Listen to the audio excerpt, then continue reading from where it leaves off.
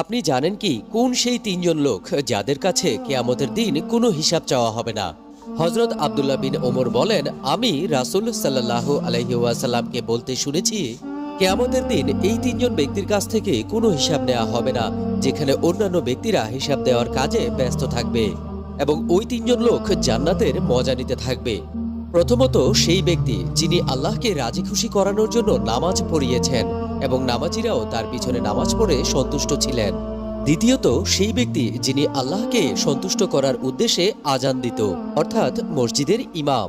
তৃতীয়ত সেই ব্যক্তি যে তার মালিক অথবা তার চাকরের সাথে সঠিক ও সুন্দর ব্যবহার করেছে। আল্লাহ তাআলা আমাদের সবাইকে ব্যস্ত নসিব করুন, আমিন। আপনি জানেন কি কোন সেই তিনজন লোক যাদের কাছে কিয়ামতের দিন কোনো হিসাব চাওয়া হবে না? হযরত আব্দুল্লাহ বিন ওমর বলেন, আমি রাসূল সাল্লাল্লাহু আলাইহি ওয়াসাল্লামকে বলতে শুনেছি, কিয়ামতের দিন এই